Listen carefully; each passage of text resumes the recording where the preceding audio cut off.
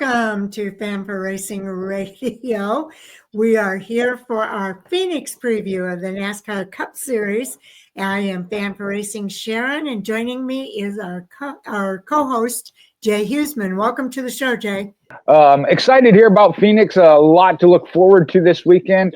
I know we got the option tire coming back where they're doing a little bit working with the tire compound. I think that's been a huge thing. We'll talk about some of the different things of the impact that's had. But at least for this year, again, we don't have anything beyond this year. This is the first trip to the same track where we'll have championship weekend. So I think it's a big reason to watch who's good this weekend. I agree. This is just a preview. Now, there are differences between the spring race and the fall race because of weather, but these guys are learning every little bit of information that they can learn in this spring race that can carry over to the fall race. Okay, now the NASCAR Cup Series will race the Shriners Children's 500 at Phoenix Raceway. It is a 1-mile asphalt oval this Sunday, March the 9th. The race time is around 3:30 p.m. Eastern time. But if you want to watch the pre-race coverage on Fox Sports 1 and Fox Deportes, that starts at 2 p.m. Eastern time, as well as radio coverage on MRN and SiriusXM channel 90. Now, the race itself, they'll go a distance of 312 miles over 312 laps. First two stages, well, the first stage actually is 60 laps. The second stage is 75 laps. And then the next stage, I can't do the math quick enough, but it's going to end on the last lap, which is lap 312. Well, we talked about the Xfinity Series. The Cup Series has an even longer history here at Phoenix, as this weekend will be the 58th running of a NASCAR Cup Series at Phoenix Raceway. The 2025 is the sixth season that Phoenix has hosted the championship round, going from 2020 to 2025. I didn't realize that had been 6 years running already. My, how time flies. It is amazing, isn't it? There have been 125 lead changes so far in 2025. That's the most ever for the first three races of a Cup Series season. That's pretty crazy. Yeah, I love seeing that. I know NASCAR is working on that competitiveness, and we're seeing that already. Another weird fact, I say a little bit weird, of the average starting position of race winners through these first three races is 18.7, which is the lowest in series history. But we did start with two back-to-back super speedway races. So definitely an interesting stat to start the year. We'll see if that changes as the season comes along here. Now, there's one driver. We've had three races. He's won 2 out of the 3 races. Christopher Bell's going to attempt to become the first driver to win 3 straight races at the next gen car. He won Phoenix last spring, so it wouldn't surprise me. The last driver to win 3 straight in the Cup Series was Kyle Larson. He did that in 2021. Wow. Speaking of that, Christopher Bell is also the 3rd driver in history to finish 31st or worse in the season opening race, then win the next 2 events. The other 2 to do that, Jimmy Johnson did it in 2010 and Kevin Harvick in 2018. Good name to be paired with Jimmy Johnson and Kevin Harvick, but the stats are kind of funny of like, maybe you don't want to be on that list. Okay, let's talk about Michael McDowell. Michael McDowell has the 5th best average finish in 25. His average finish comes in at 11.7. Yet he's not finished inside the top 10, but he's the only driver to finish top 15 in each race this season. So kudos to Michael McDowell. That's a good stat for him. And we've always known that McDowell is just a very solid driver. So that one didn't shock me all that much. And I know later on we'll do a bio here. I believe there's a bio for Catherine Legg, as she'll become the 8th female driver to run in a NASCAR race in the modern era. And the modern era is defined as 1972 to 2025. It'll be the 17th overall, but she will be the first to drive this next-gen car. So that is history by itself. Yes, it is. It's going to be exciting to see her. Now, there have been 5 multi-car teams have yet to finish top 5 this season, which is interesting. And I'm kind of surprised by some of the names on this list, Jay. You've got Trackhouse Racing, Front Row Motorsports, Roush Fenway, Keselowski Racing, Colleague Racing, and Rick Ware Racing. A couple of those I'm not too surprised about, but there's some here that I'm a little surprised. Yeah, I'd have taken a loss if I'd have taken that bet as far as those not having that top 5 yet this season, especially being multi-car teams. Now, Chase Elliott is the one leading the NASCAR Cup Series in average starting position at Phoenix Raceway. He's got a 6.235 starting position in 17 starts here at Phoenix Raceway. Okay, 27 different drivers have won the pole in the Cup Series at Phoenix. This weekend, 10 of the 27 Cup Series Phoenix Raceway pole winners are active. That would include Kyle Busch, who has 4, 19, 16, 12, and 06. Denny Hamlin and Ryan Blaney both have 3. For Denny Hamlin, his came in 2005, 14, and just last year. And then for Ryan Blaney, it's 17, 19, and 22. Kyle Larson and Joey Logano both have 2. For Logano, those came in 21 and 23. For Logano, it was 17 and 22. The remaining drivers here all have 1. William Byron in 23, Chase Elliott in 2020, Alex Bowman in 16, Brad Keselowski in 14, and AJ Allmendinger in 10. Well, when it comes to the pole, we have to figure out whose year it is because a team has swept the poles at Phoenix in all 3 seasons there in this next-gen car. Go back to 2022, Team Penske did it. In 2023, it was Hendrick Motorsports. And then in 2024, it was Joe Gibbs Racing. So we'll see whose year it is. Like I said, there's some things to look forward to now and that final race of the season. Well, one of the drivers I'm really keeping my eye on this year, Jay, is Ryan Blaney. I think he has a chance to get that next championship. Ryan Blaney finished in the top 10 in the last 9 races at Phoenix and top 5 in the last 7. The question is, can he win? Well, and Ryan Blaney's 7-race top 5 streak at Phoenix is the second longest in Phoenix history. And if you're thinking Kevin Harvick, that's not the case. It goes behind Jimmy Johnson at 10. The longest streak by a driver at a track since is Martin Truex Jr. at Richmond, and that was from 2018 to 2022. So, yeah, the name I thought we were going to read there wasn't there. It wasn't on that list. Okay, in the last 9 Phoenix races, Ryan Blaney has an average running position of 5.5, so that's pretty good. Another driver, though, you got to watch and Blaney's going to have to compete with is William Byron. He leads all drivers in laps run in the top 5 at Phoenix in this next-gen car, and that totals at 1,351 laps. Next best, though, is Ryan Blaney with 983. So 2 drivers to keep your eye on this weekend because Ryan Blaney leads all drivers in laps run in the top 10 at Phoenix in the next-gen car at 1,683 laps.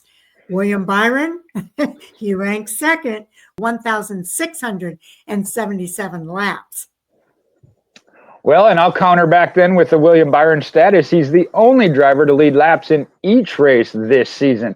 Again, that's surprising. I didn't realize he was the only one to lead laps in each of the race. Yeah, I know. That's pretty impressive. A total of 31 different NASCAR Cup Series drivers have won at Phoenix Raceway. This weekend, 9 of those 31 drivers are active. You've got Joey Logano, who has 4 wins there, 16, 20, 22, and 24. Kyle Busch has 3, 2005, 18, and 19. Denny Hamlin has 2, and 2012 and 2019. Each of the other drivers here have 1. We'll start with Chase Elliott in 2020, Kyle Larson in 21, Chase Briscoe in 22, William Byron 23, also Ross Chastain in 23, so they split that up. And Christopher Bell last year, he's going for that 3 in a row, so he's definitely one to watch here too. When you mentioned it of a leading active drivers, Joey Logano, with those wins at Phoenix Raceway with 4, is the leading driver of all active drivers. So keep an eye on him. Also, Joey Logano's Phoenix wins in 22 and 24 won him the championship. Even years work for Joey Logano. They are his only finishes better than 8th in the next gen car at Phoenix. He finished outside the top 10 in 3 of the last 4 races there. Well, that I wouldn't have guessed. Well, another one that just makes me feel old and how quickly time flies. Joey Logano is going to make his 436th career start for Team Penske this weekend. And that passes Brad Keselowski from second most all time with the team. Rusty Wallace still leads the team with Team Penske at 496 starts. Okay, going back to staying with Joey Logano here, though, he's the only driver to win multiple Phoenix races with the next gen car. So that's interesting. And if you feel like we're trying to influence who you should pick this weekend, if you're a betting person, I'll go back to William Byron, because he's finished inside the top 10 in 17 straight stages at Phoenix. Okay, well, let's talk about Alan Kulwicki, a little bit of history here, and some other drivers. Alan Kulwicki on November 6th of 88, Bobby Hamilton, October 29th of 96, Chase Briscoe on March 13 and 22 are the 3 drivers to post their first NASCAR Cup Series career win at Phoenix Raceway. Now, if you're looking for consistency between the spring and fall races, there's 4 drivers who have finished in the top 10 in both Phoenix Cup races last season. We talked about Christopher Bell and Ryan Blaney, but also Chris Buescher and Tyler Reddick. So very solid. The first and third starting positions are the 2 most proficient starting positions, producing more winners, 8 each. And that's more than any other positions on the starting grid. In 2025, we've changed things up a little bit. This is the first season since 2014 that Phoenix is the first race on this West Coast swing. I wondered about that. I thought that was a little different. So yeah, they're at the beginning of what we call the West Coast swing this year. That's true. A total of 100 different drivers have led at least 1 lap in the NASCAR Cup Series at Phoenix. Now, the most different leaders in a NASCAR Cup Series race at Phoenix Raceway was 15. You got to go all the way back to March 4th of 2012 to find that in the history books. And for the most lead changes at Phoenix Raceway in the NASCAR record books, there were 28 on February 27th, going even further back, 2011. And here's just one of those off-the-wall stats. Phoenix Raceway has the most days between events on the 2025 schedule at 238 days. We talked about how much the track changes because there's 2/3 of a year there in between. Okay, now prior to this weekend, Danica Patrick is the only female driver in the Cup Series that has competed at Phoenix Raceway. She made 11 starts at Phoenix in her Cup Series career, posting a best finish of 16th in 2015. With Catherine Legg racing this weekend in the next-gen car, it'll be interesting to see if she can better that stat. And then we always like to talk about the hometown favorites or home state. We got 2 drivers from the state of Arizona, and they have won in the NASCAR Cup Series. Alex Bowman has 8 wins, comes from Tucson, and Michael McDowell, who has 2 wins, comes from right there in Phoenix. Yeah, that's great. Now, Christopher Bell's 10 wins in the next-gen car have come at 9 different tracks. He's a very versatile driver. He might be a strong contender for the championship this year, Jay. Certainly looks like it so far, and I'm rereading that one in my head. 10 wins at 9 different tracks. That threw me for a loop. I ain't gonna lie. That's impressive. Now, talking about just the start of the 2025 season, it's Bubba Wallace who scored the most stage points through these first 3 races, and that's again the breaks in between. Right now, his total for that is at 41 points. Wow. We got a couple of things here for Catherine Legg. She'll be the 3rd different driver to make her Cup Series career debut this season, joining Helio Castroneves, who did it at Daytona, and Connor Zilic, who not only debuted at COTA. He won at COTA. Certainly did, picking up that victory there in the Xfinity Series. Here's one I know normally it's the ARCA Series, which we'll talk about in a little bit, but the range as far as countries, with Catherine Legg coming from England making her start this weekend. 5 different countries will be represented in the Cup Series for 2025 so far. The United States, Mexico, New Zealand, Brazil, and now England. That is awesome. Now, Colleague Racing's AJ Allmendinger will be making his 450th NASCAR Cup Series start this weekend at Phoenix Raceway. Allmendinger ranks 59th on the all-time Cup starts list. Talked about this a little bit earlier. This weekend's NASCAR Cup Series race at Phoenix is going to feature what they call the option tires. The same process the series did for Richmond last year.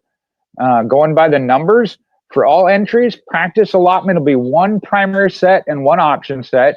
Qualifying will be the 1 primary set.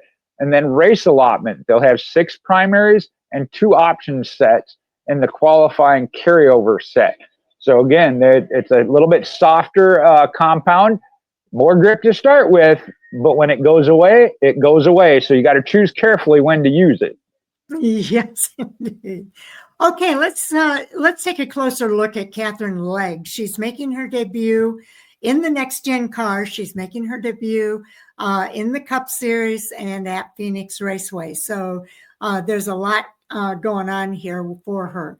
She's 44 years old. Her birth date is 7/12 of 1980, and she's from Guildford, England. We kind of touched on that a little bit ago.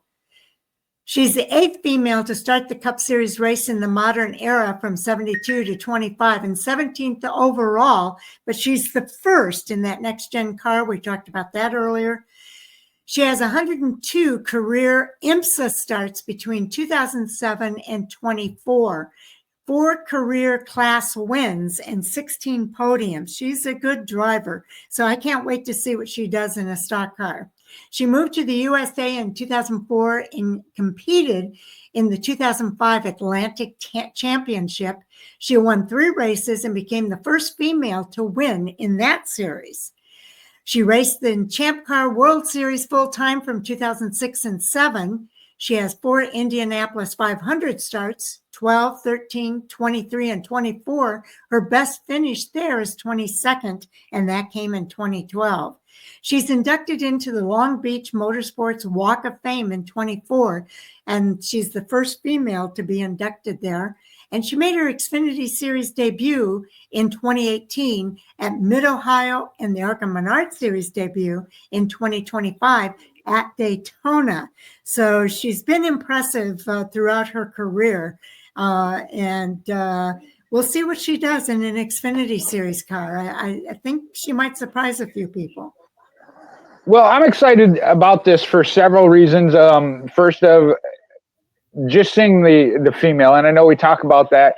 I would like to see the sport be more competitive when it comes to the female drivers. The second, though, is the multinational coming from England. I like to see that. And her resume, we talk about that, of seeing the different background that drivers come from, their experience. So I like how that blends in. Obviously, picking one race, you want to try and hit the one would be the best at.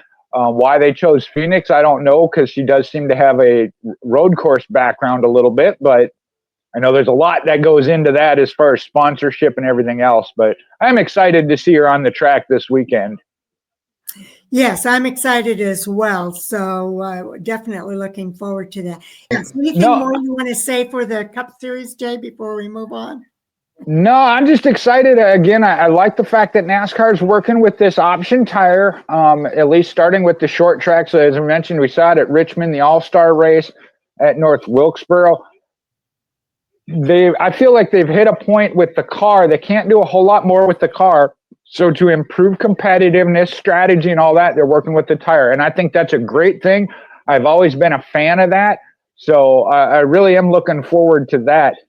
As it adds another layer to racing. I know some fans get frustrated with it when somebody wins on fuel mileage or tire strategy or whatever else. But that's part of racing, taking care of your tires. Okay. Coming soon to Fanfare Racing, just to give you an update, we do have a few things we're working on. We've done the Xfinity series. We'll be posting that later on today. This, of course, is the Cup Series preview.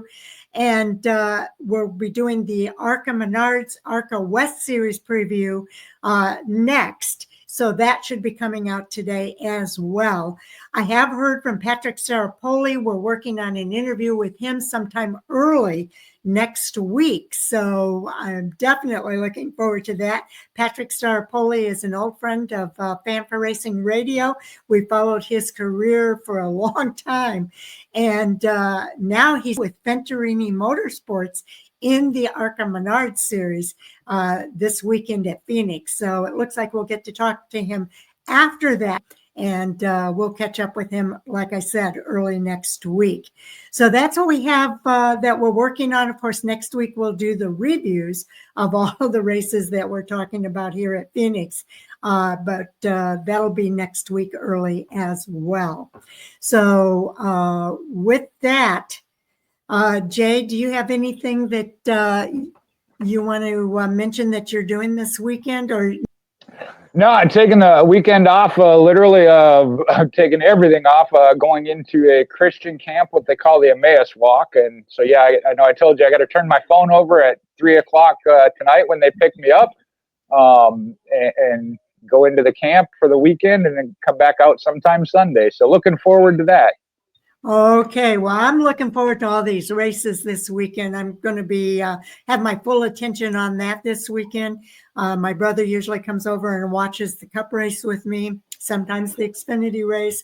So we'll see if he does that this weekend, and definitely think this is going to be some great racing. But before we go, I want to make sure that we say thank you to everybody for tuning in. We always appreciate you doing that.